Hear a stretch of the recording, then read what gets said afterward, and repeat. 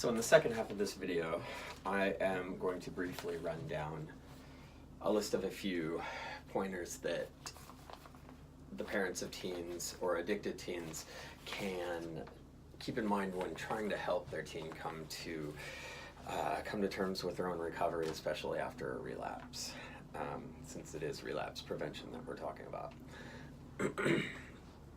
So in order to understand exactly how best we can help prevent relapse in our addicted teen population, we have to first understand what the specific triggers are and what they can be, and how each one of those triggers relates to the peer support network that they may have established in recovery and to ourselves as workers and care providers. So without really any further ado, in no particular order, I'm going to go ahead and start running through these. So, 10 of the most common relapse triggers for teens. First being social situations where drugs are available. Now this could be your house party or hangout session between a couple to 5 to 10 or even hundreds of friends. These sort of get-togethers, especially with the using population, are generally a dubious celebration at best and cause for most participants to become intoxicated in the name of fun and social activity.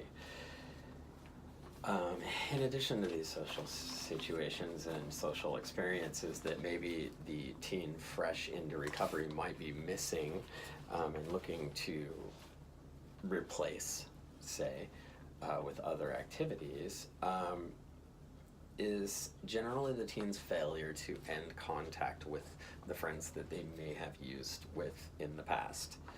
Now, these friends that they may have used with in the past may also currently be in recovery, and actually we have seen a lot of instances where friends will go into recovery together because they both realize the impact or the gravity of the negative behavior that they've manifested, and generally whatever trouble they got into, be it criminal or civil or social, if they're close enough friends with, say, another using friend, maybe they both got in trouble together, so they both decided to quit together, and this is great. This is like, we like that. Mutual support of people who spend a lot of time with each other means two people that can support each other that already have close personal knowledge of each other as friends and as using and drinking partners. This is really like one of the best places and the best examples to talk about the addicted teens peer support network, because the direct opposite of a social network of people that still use drugs and still drink and still have other problem behaviors, the direct opposite of that is a peer counselor or a peer support individual. Somebody who has also been partying a lot, and even better if they know the teen client already and can show that they've had some modicum of success all the way up to wild successes, not only in their recovery but in their lives thereafter. Where this becomes a real dangerous factor in the addicted teen relapsing is the fact that we know that we are social creatures, and for the most part teenagers as well are in fact social creatures, probably more so, especially since matters of structure socially, like social structure and social hierarchy, exist amplified in high school, where teens generally are found. The second teen-specific trigger for relapse is what we call social isolation. Now, this is kind of similar to the first one, of social situations that may prevent or promote using. Social isolation is when the teen actually withdraws from their social network, and generally tends to isolate enough that their using effectively becomes their friend. This can pose a little bit trickier situation to be able to get through to the teen client, because the teen has realized that other people just won't see their use or their drinking as anything except for destructive. And they might not be ready again to face that on their own. They might not feel strong enough to face their drug of choice, stare it down, and then finally come to terms with it in a way that they can successfully navigate recovery. Social isolation can spawn depression or anxieties, which are two really common mental health issues that go along with recovery and, of course, relapse as well. Again, like with the first factor, it would probably be best to encourage healthy friends networks. Now, those healthy friends networks, again, come from the recovery community or people who don't regard drinking or using drugs or other problem behaviors as part of their lexicon, or they don't regard those as part of their identity, and especially not to the extent that the client fresh in recovery would. This is where we start talking about involvement in a 12-step recovery program.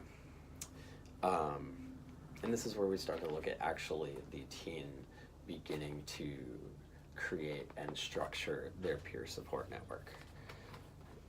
The reason that 12-step meetings are so good with this is that they provide a structure to socially interact for the teen in recovery, but also a structure by which they can keep their recovery focused on recovery, especially within the halls.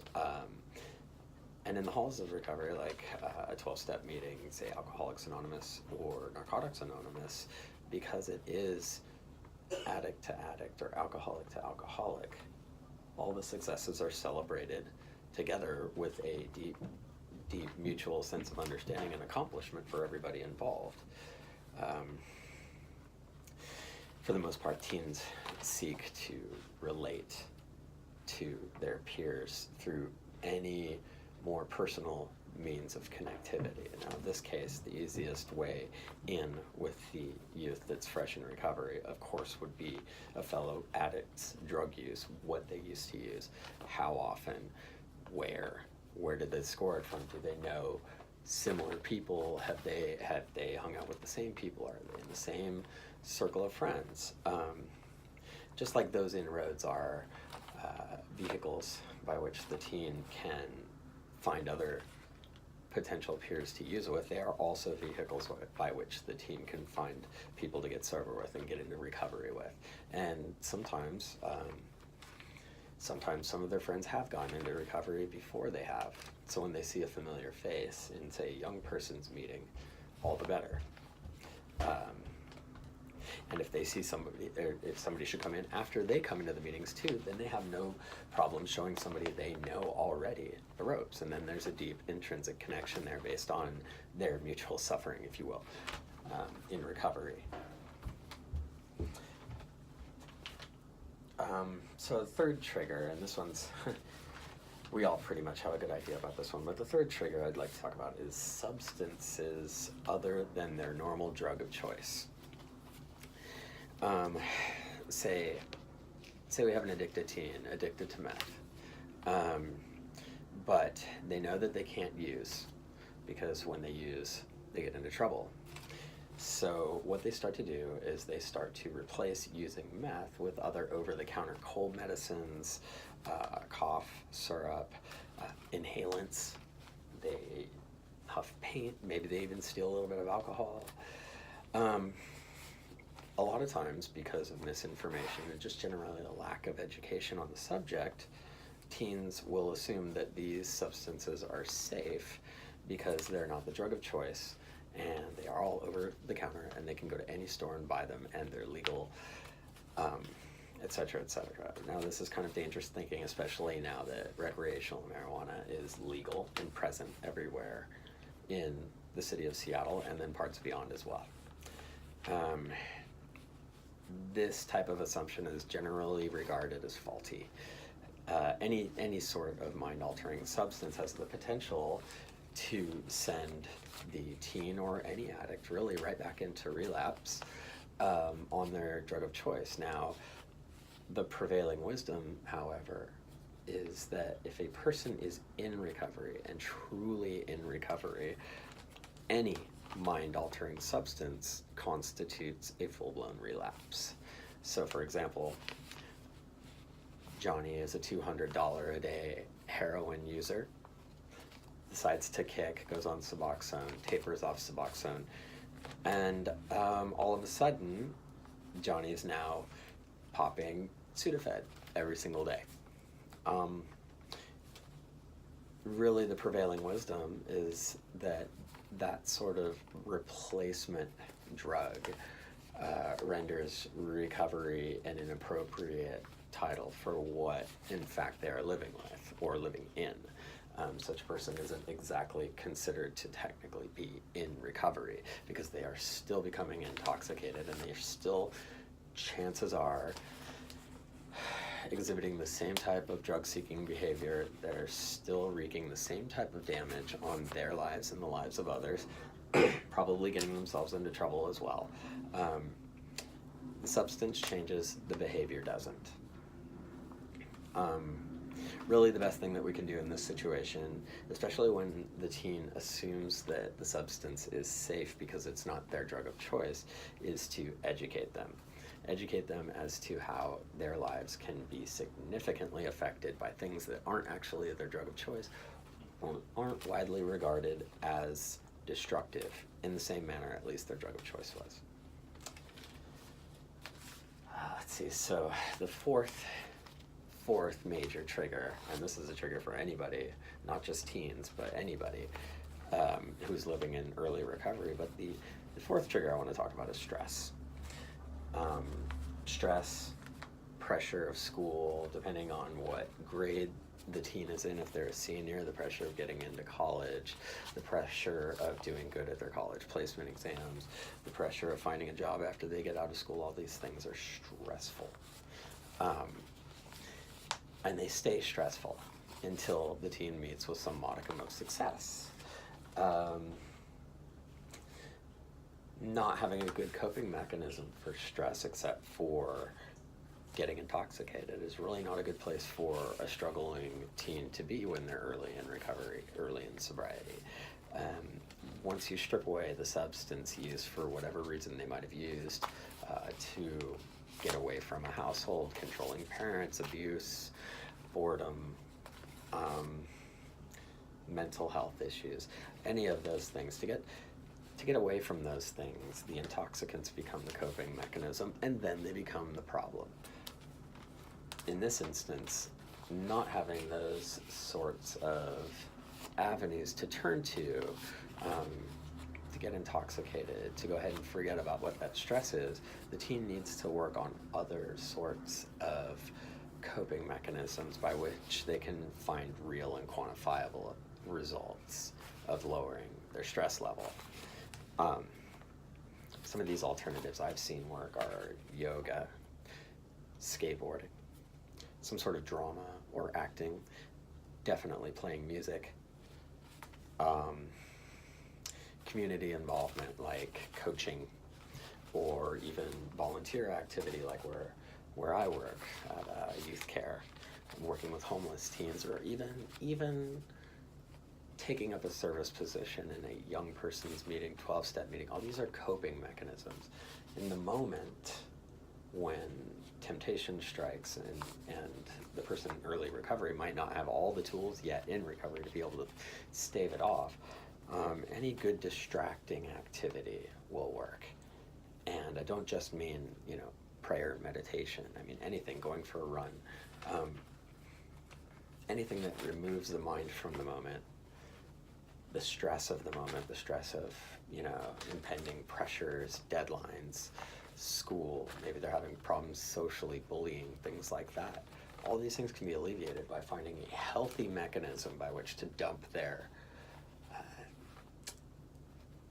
stress and increase their calm, lower the heart rate, come back to being mindful in the moment, experiencing the present.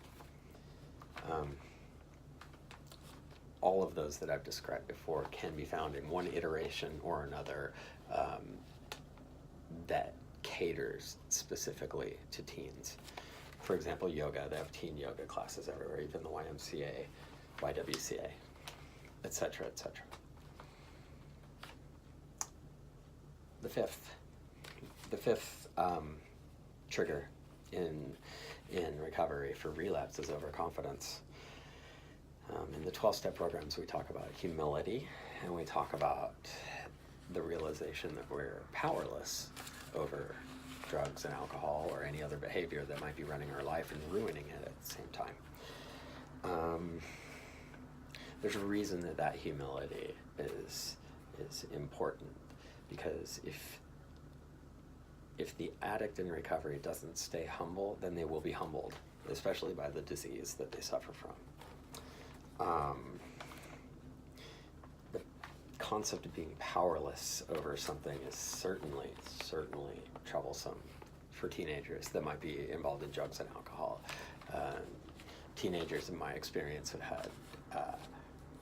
have placed far more importance on autonomy and independence because it is freshly discovered to them, especially if they've just left the home, or maybe they've been living independently, and they value that sort of independence, and they desire and demand that sort of respect from those who are older than them, or even from their peer support network.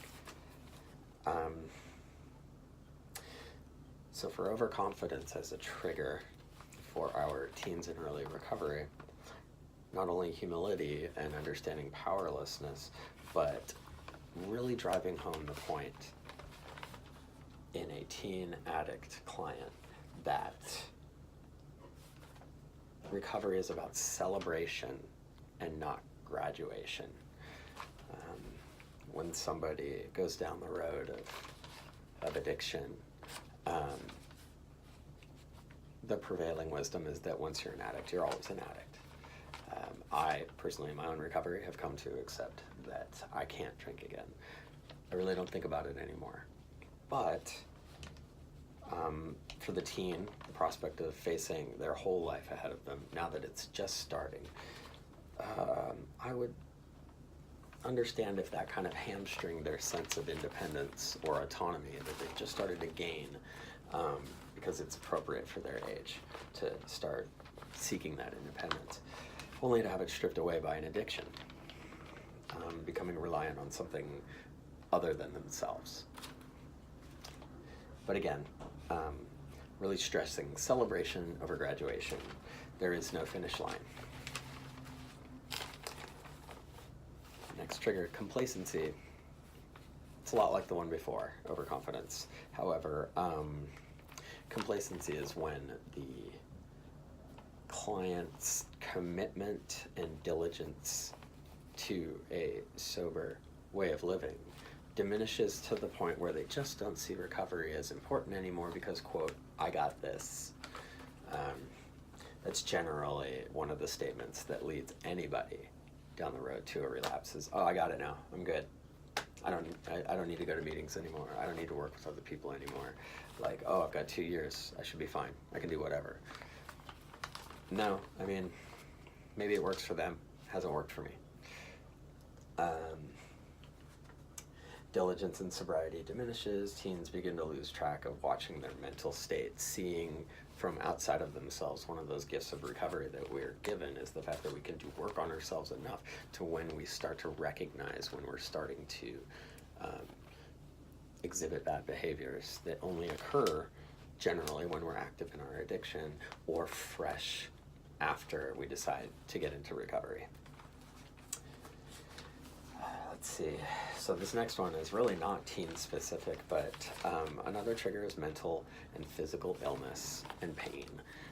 Physical pain, emotional pain, mental pain. Mental illness such as depression and anxiety. Emotional illness, things like anger management problems or even reactivity, excessive reactivity. Physical pain, skateboarding injury, anything that they get a pain med prescription for. And oddly enough, the opposite's also true. Say positive life events as well. Celebrations of those emotions, things like that can be a trigger as well. Um, this one's really tough because pain is subjective. And if somebody is hurting physically, then it's really hard to tell them, hey, well, you might have some physical pain, but it's probably not enough to warrant you having, a script for Oxy. Seeking alternatives for physical pain management. I'll give you an example. I was in a car wreck, 2 of them in a row actually, and I hurt my back both times. But since I'm in recovery, I couldn't accept a prescription for Oxy or any other pain medicines or even muscle relax or any of that stuff. Instead, I got deep tissue massage, which most people probably agree exacerbates the pain, but it feels so good when you stop. I did go to acupuncture, and strangely enough, that really worked, although I don't know if that's mental or if it actually is physical. But I believed in it, and I got some relief, and I didn't have to take Oxy, Percocet, any of that stuff. So, let's see. Next trigger is what's called reminiscing or reminiscence. I've heard this referred to as euphoric recall, or some people call them war stories or sea stories, things like that. Basically just recounting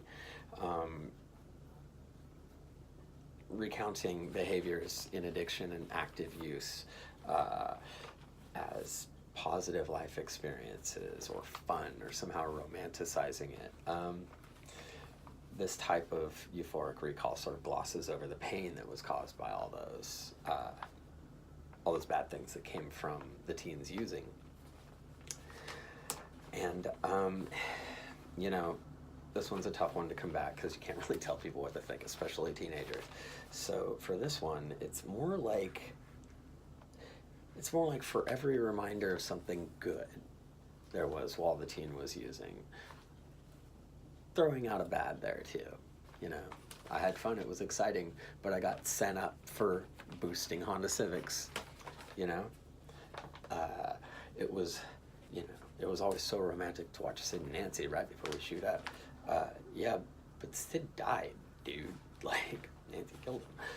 Anyway, like those sorts of things. Like, for every positive euphoric recall event, there probably should be some sort of reminder from either a peer support or parents or a counselor about the things that the addict did as well, as a result of their addiction.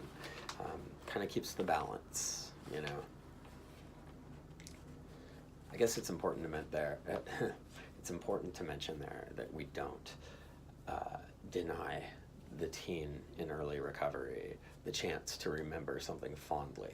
If you try to deny them their friends and the euphoria they might have felt during that phase of their life, that looks an awful lot like dismissal.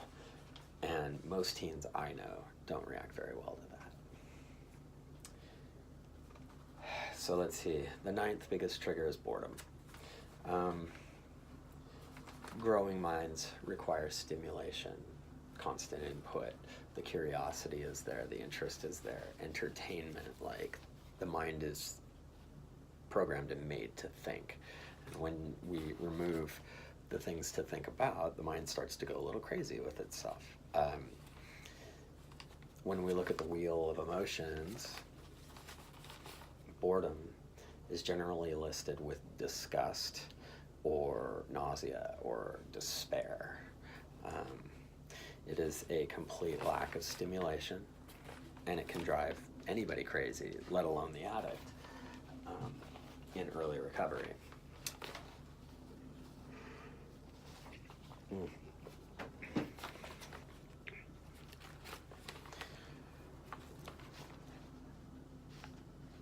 Offering means of creativity or creative stimulation, things where somebody can see that they've created something, be it music or art, photography, things where there's real and visual results, even volunteer work, things like that. Offering those sorts of things are probably the most healthy means by which we can combat boredom in early recovery. Suggesting those to the addicted teen early in recovery might be a little tricky, but I found the best way to do it is to just show them. Like, usually when I take part in an activity, I invite people to check it out. generally people start to feel a little interested in it. So it's refreshing, and it works. It's effective. Finally, according to the article mentioned previously, the last trigger, and I kind of have a problem with this one because I don't think it's that much of a problem of relapse behavior as it is more of a problem of stagnation. And it's a little invalidating the way that where I sourced this from, the way they put it, but self-pity is the last trigger. Self-pity being like, oh, I can never drink again, I'll never be able to use again, but all these people over here, all these people can use, but I can't because I'm an alcoholic, blah, you know what I mean? But that's classic comparative thinking, and rather than tell the addict in early recovery, hey, you should quit feeling so sorry for yourself, everybody else has it just as bad as you do, which really pushes them to the margin, tells them they don't have anything to worry about, it's invalidating. Yeah, they're going to listen to you after that. In my opinion, it's better really to go after the comparative thinking and really establish the uniqueness of the individual, which reflects a certain degree of autonomy that the teen addict is always seeking naturally anyway. So instead of being like, why are you feeling so sorry for yourself? There are people that have it bad all over the place, and you're the one that decided to do drugs and blah, blah, blah. You're like, what? Run your own race, dude. Don't compare yourself to other people. Like, if you're experiencing difficulty with it in this manner, that's your life. That's how you've chosen to live it. See how the difference kind of focuses on their autonomy, and it really recognizes the individual in their own recovery. And that's really important, you know? It's really important to the addict. If you can somehow get the addict to take responsibility for their own recovery, that's when they start protecting it. That's when they start valuing it, and that's when they'll do almost anything to keep it. You know, where I pulled this from, the self-pity, they draw this correlation between self-pity and an entitlement to use or to drink alcohol, to use drugs or drink alcohol, a sense of entitlement. I'm suffering so bad, so I deserve to have a drink. Yeah, maybe that's a little self-pity, but it's more narcissism than anything, really. So those are 10 of the most common triggers for relapse in teens in early recovery. Next, I'd like to go ahead and talk about a few things that parents can do to help prevent relapse in their teenage kids. I'm going to go through these pretty quick because we're almost out of time here. But the very first thing, that it doesn't matter if the kid's an addict or not, but observation and communication are huge in a family. If you can just once or twice a day check in and say, hey, like, how are you feeling? What's going on? You know, hey, I noticed that you were pissed off this morning before you left for school. You want to talk about it? Like, what happened? You know, things like that. Like, it really does give them a forum, and like, you don't even have to be an addict to want that. Like, it's just basic familial communication, really. This next one was like kind of redundant, but praise and support for participation in a 12-step program. I kind of feel like that's like my boss thanking me for doing my job. I mean, they thank me for doing my job twice a month, on the 1st and the 15th. That's my thanks. But, hey, you know, offering praise for success in 12-step participation and clean time milestones such as 30 days, 90 days, 60 days, 90 days, 6 months, a year, etc., etc., etc. Like, marking those milestones really does become important, and it is a badge of honor in the halls of recovery. This next one's huge. Huge. Relapse prevention is just that. It's prevention of relapse. It's not a guarantee against relapse. Addicts are addicts. Things are going to happen. If they relapse, there's no reason to punish. There's no reason to blame. Like, you're never going to shame somebody in sobriety. You're just going to shame them right out the door.